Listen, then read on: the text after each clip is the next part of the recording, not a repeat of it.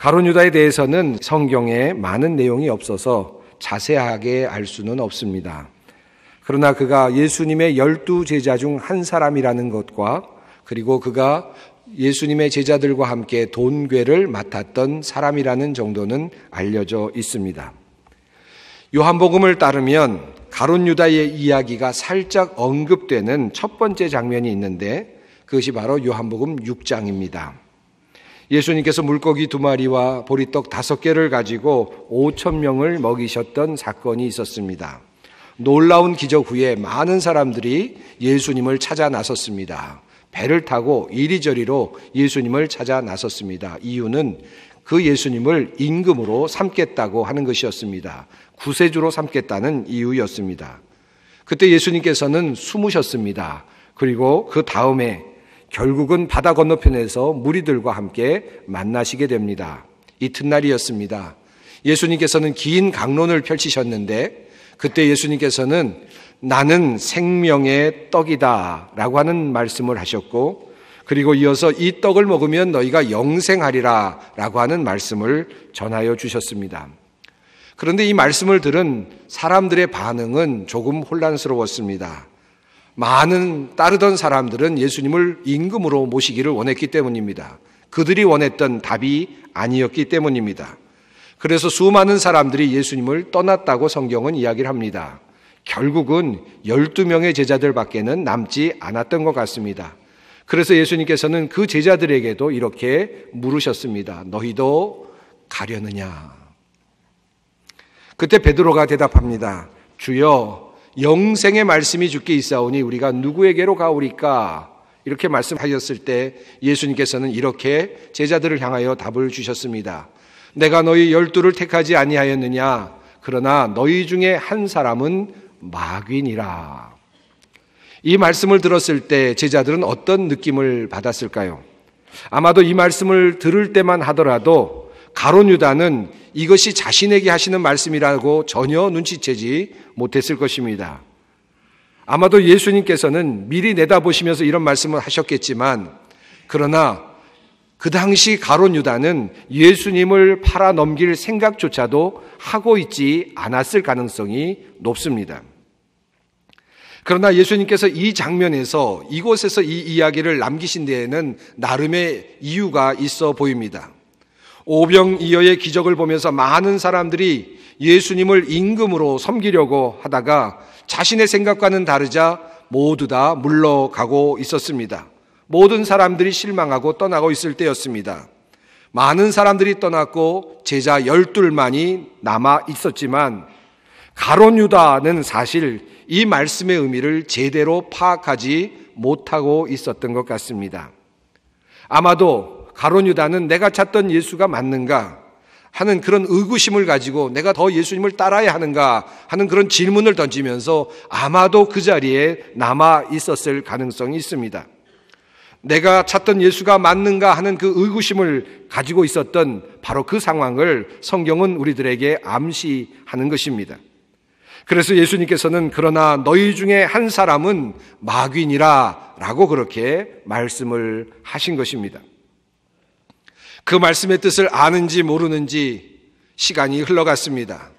죽었던 나사로를 살리시는 기적이 있었고 그리고 예수님의 순환의 시간이 서서히 다가오고 있었던 바로 그 시점에 마리아는 예수님께 300데나리온의 가치가 있는 나드 향유 한 근을 예수님의 발에 붓고 자신의 머리털로 그의 발을 닦는 그런 엄청난 사건을 일으키게 됩니다.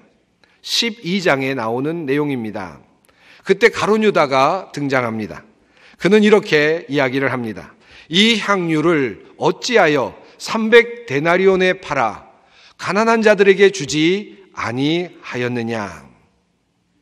어찌 보면 예수님의 돈궤를 맡아 관리하는 사람다운 이야기이고 또 예수님의 제자다운 이야기라 할 수 있겠습니다. 아마도 가룟 유다는 예수님의 정신을 잘 이해하고 있다고 생각하고 있었을 것입니다. 그런데 예수님께서는 뜻밖의 말씀을 하셨습니다. 그를 가만두어 나의 장래할 날을 위하여 그것을 간직하게 하라. 가난한 자들은 항상 너희와 함께 있거니와 나는 항상 있지 아니하리라. 어쩌면 이 장면에서 가룟 유다는 상당히 당황하였을 것입니다. 그래서인지 바로 다음 장인 요한복음 13장 2절은 가룟 유다의 마음에 변화가 생겼음을 알려주고 있습니다.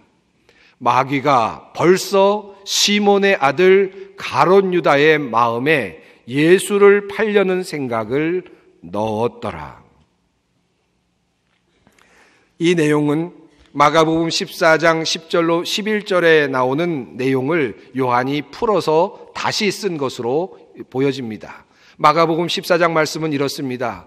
12 중에 하나인 가룟 유다가 예수를 넘겨주려고 대제사장들에게 가매 그들이 듣고 기뻐하여 돈을 주기로 약속하니 유다가 예수를 어떻게 넘겨줄까 하고 그 기회를 찾더라.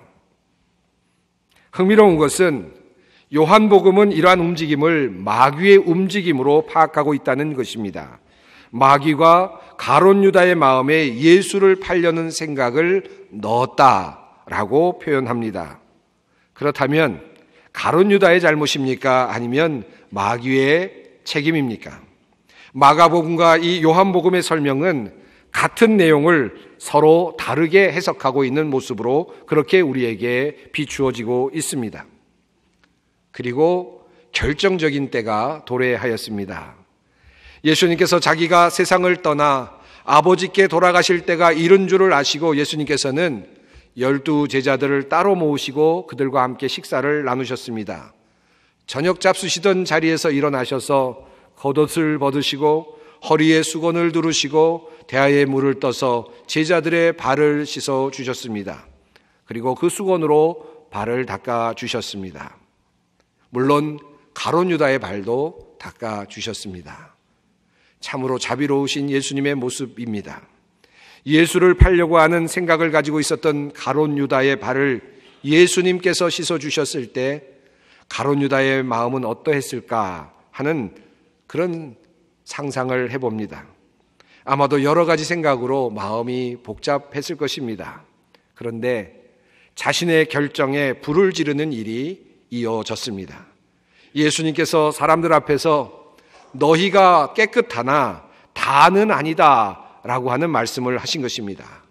그리고는 이어서 예수님께서는 보다 분명하게 너희 중 하나가 나를 팔리라 라고 말씀하셨습니다. 그리고 보다 구체적으로 내가 떡 한 조각을 적셔다 주는 자가 그니라 말씀하시면서 그 떡 한 조각을 적셔서 가롯 시몬의 아들 유다에게 주셨습니다. 요한복음 13장 27절은 이렇게 말합니다. 조각을 받은 후 곧 사탄이 그 속에 들어간지라. 이 장면에서 우리는 예수님께서 왜 이렇게까지 가룟 유다를 몰고 가셨을까 하는 아쉬움을 느끼곤 합니다. 그렇게까지 몰고 가시지 않았더라면 혹시라도 가룟 유다는 예수님을 팔아넘기지 않을 수도 있지 않았을까 하는 그런 생각을 해보는 것입니다.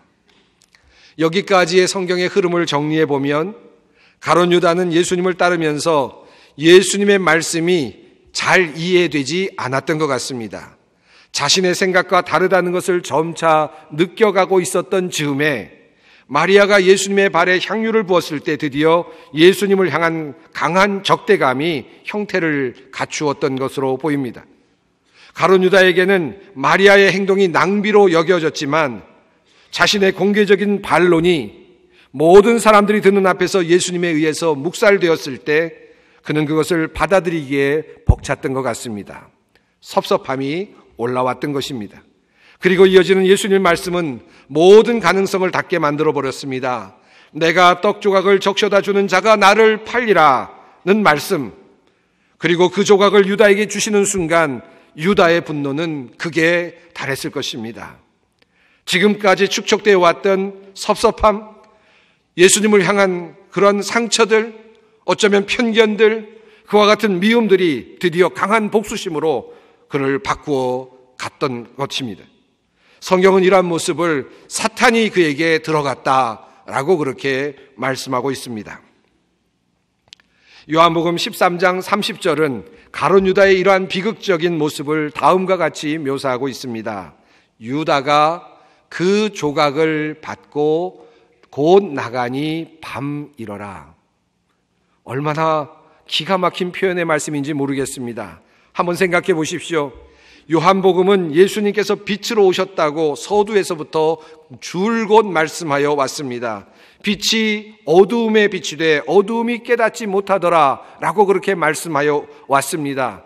그리고 제자들이 예수님을 알게 되었습니다. 빛을 알게 되었습니다. 빛을 받아들이게 되었습니다. 물론 그 중에 가룟 유다도 함께 있었습니다. 그들은 빛과 함께 있었습니다. 그런데 이제 가룟 유다는 예수님께서 주시는 그 떡 조각을 받은 후에 밖으로 나갔습니다. 그때가 밤이었다라는 것입니다. 놀라울 만큼 멋진 표현이 아닐 수 없습니다. 이제 가룟 유다는 어둠 속으로 다시 들어간 것입니다. 빛을 멀리하고 어둠으로 향하여 나간 것입니다. 밤으로 그의 몸을 던진 것입니다. 그가 나가니 본문은 능동형을 사용하고 있습니다. 자, 그렇다면 유다는 태어나면서부터 그렇게밖에 살 수 없는 운명을 타고난 것입니까? 아니면 스스로 자유의지를 가지고 그것을 나간 것입니까? 흥미롭게도 성경은 가룟 유다가 그것을 떠난 후에 베드로에게 일어난 일에 대하여 설명하고 있습니다. 예수님께서는 베드로를 향하여서도 결코 좋은 말씀을 많이 하지 않으셨습니다. 38절에 있는 말씀입니다. 예수께서 대답하시되 내가 나를 위하여 목숨을 버리겠느냐? 내가 진실로 진실로 내게 이르노니 닭 울기 전에 내가 3번 나를 부인하리라. 예수님께서는 베드로를 향하여서도 독서를 퍼부으셨을 때가 있었습니다. 마태복음 16장에 따르면 예수님께서 앞으로 고난을 받으실 것이다. 그래서 죽임을 당하시고 3일 만에 살아나실 것이다. 라는 말씀을 하셨을 때 베드로는 예수님을 위한답시고 주님, 그렇게 되면 안 됩니다. 절대로 그런 일이 일어나서는 안 됩니다. 라고 그렇게 이야기한 적이 있었습니다. 그때 예수님께서는 그를 강하게 책망하시면서 다음과 같이 말씀하셨습니다. 23절 말씀입니다. 예수께서 돌이키시며 베드로에게 이르시되 사탄아, 내 뒤로 물러가라. 너는 나를 넘어지게 하는 자로다. 내가 하나님의 일을 생각하지 아니하고 도리어 사람의 일을 생각하는도다. 가룟 유다가 마리아를 향하여 이것을 300데나리온에 팔아서 가난한 자들에게 나누어 줬으면 좋았을 텐데 라고 말했을 때 아마도 가룟 유다는 예수님의 칭찬을 기대했을지도 모릅니다. 그러나 예수님으로부터 무안을 당했습니다. 베드로가 예수님, 절대로 예수님은 그렇게 되시면 안 됩니다. 그런 고난의 자리에 가시면 안 됩니다. 라고 말할 때 베드로 역시 예수님으로부터 칭찬을 기대했을지도 모릅니다. 그러나 그 역시 예수님에게 무안을 당하고 말았습니다. 심지어 예수님은 베드로를 향하여 사탄아! 라고까지 강하게 질책을 하셨습니다.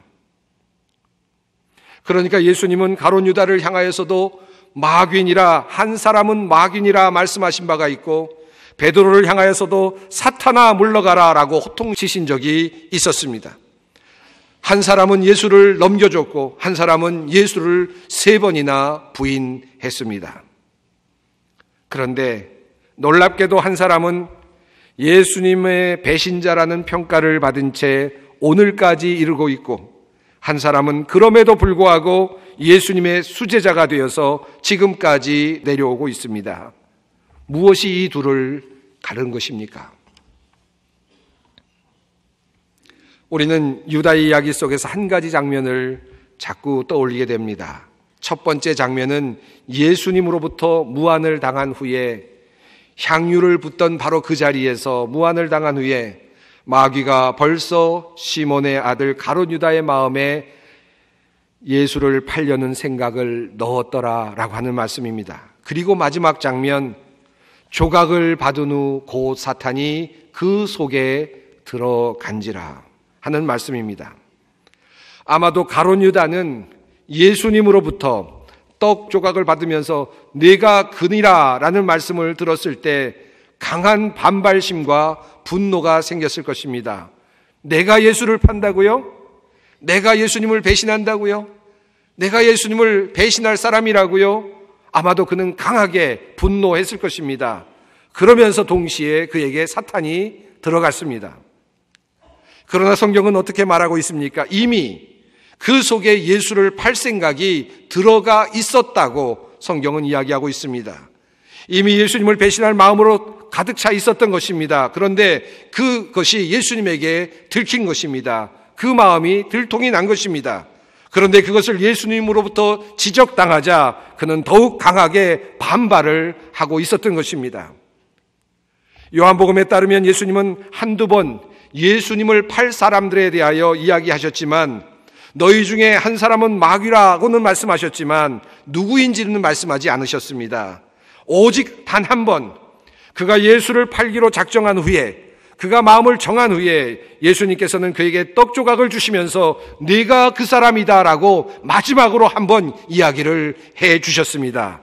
그런데 그는 그 앞에서 반발했습니다. 뛰쳐 나갔습니다. 어둠을 향해 나가버렸습니다. 예수님의 자비로우신 손길이 있었지만 그는 그것마저도 뿌리쳤던 것입니다. 어떻게 해서 그가 이렇게 되었을까요? 무엇이 원인이었을까요? 가룟 유다가 그렇게 실패한 데는 어떤 원인이 있었을까요? 요한복음에 따르면 6장에 나오는 말씀에서부터 우리는 하나의 클루를 얻을 수 있습니다. 단서를 찾을 수 있습니다. 예수님께서 내가 바로 곧 영생하는 몸이다, 생명의 떡이다 라고 말씀하셨을 때 가룟 유다는 그 말씀의 의미를 알지 못했습니다. 예수님의 말씀의 자리에 여러 번 있었지만 그는 그 말씀의 의미를 알아차리지 못했습니다. 말씀을 통해 그의 믿음이 성장하고 있지 않았습니다. 바로 그 자리, 그러나 베드로는 달랐습니다. 그는 예수님 앞에서 이렇게 말씀하고 있습니다. 주여, 영생의 말씀이 주께 있사오니 우리가 누구에게로 가오리까? 같은 자리였습니다. 그러나 한 사람은 주님의 말씀 속에 흠뻑 젖어 가고 있었고 한 사람은 그 말씀이 무엇인지조차 알아차리지 못하고 있었습니다.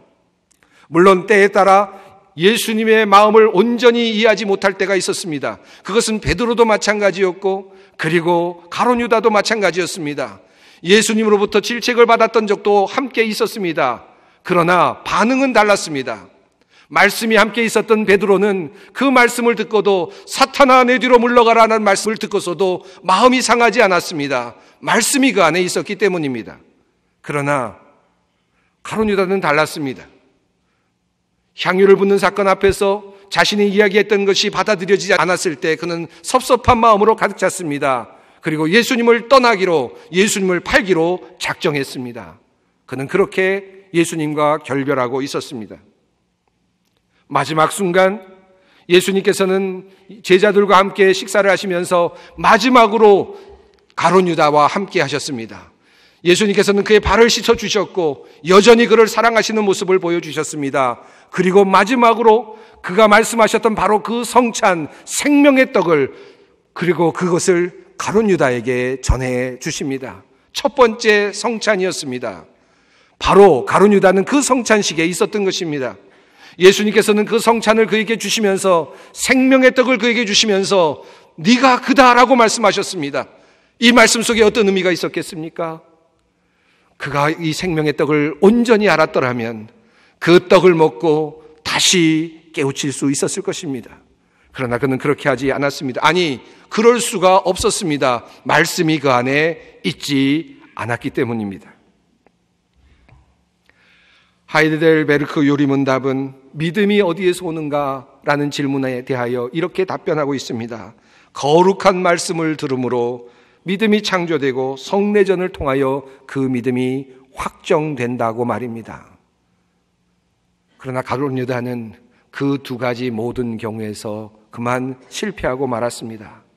그는 말씀을 온전히 듣고 믿음을 만들어가지도 못했을 뿐만 아니라 주님께서 주시는 그 귀한 성찬 앞에서도 그 믿음을 굳건하게 하지 못했습니다.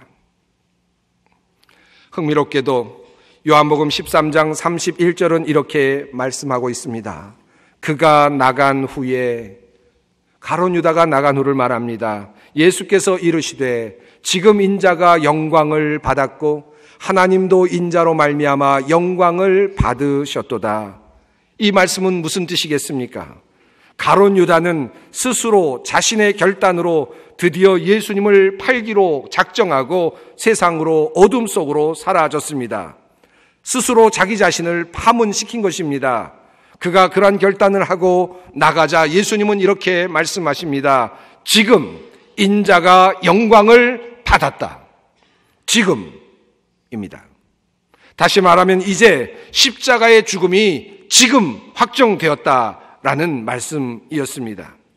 예수님의 죽음은 반드시 가룟 유다로부터 시작될 필요는 없었습니다. 누군가는 할 것이었습니다. 그러나 그 순간 가룟 유다가 어둠 속으로 사라지는 그 순간 바로 그 지금 그의 운명으로 그것은 확정되었습니다.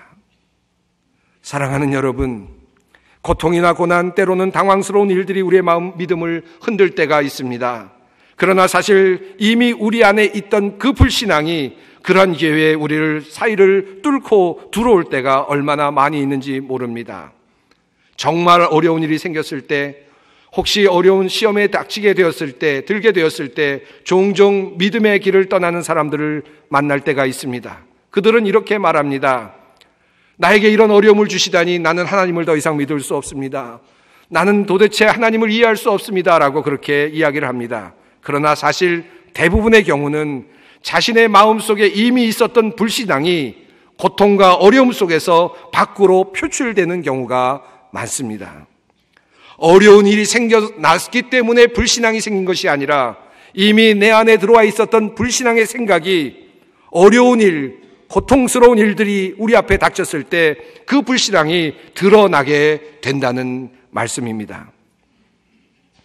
사랑하는 성도 여러분, 우리의 믿음은 결코 크지 않습니다. 언제든지 무너질 수 있고 가룟 유다처럼 예수님을 파는 일에 앞장설 수도 있는 위험천만한 사람들입니다. 나에게 섭섭한 일이 들어오는 순간 사탄이 들어올 자리가 얼마든지 많이 있습니다. 그러므로 우리는 주님 앞에서 기도해야 합니다. 우리의 믿음이 떨어지지 않기 위하여 서로 기도해야 합니다. 무엇보다도 주님의 말씀으로 우리의 삶을 채워내야만 합니다. 말씀으로 준비되지 않으면 우리는 불신앙의 늪으로 떨어질 수밖에 없기 때문입니다. 가룟 유다, 이 이름은 언제든지 우리의 다른 이름이 될 수 있습니다. 데살로니가전서 5장 23절 이후에 있는 말씀을 세번역 말씀으로 오늘 여러분에게 읽어드리고자 합니다.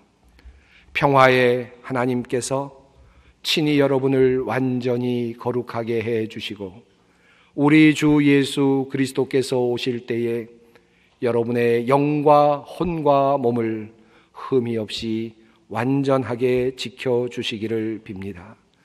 여러분을 부르시는 분은 신실하시니 이 일을 또한 이루실 것입니다. 기도하겠습니다.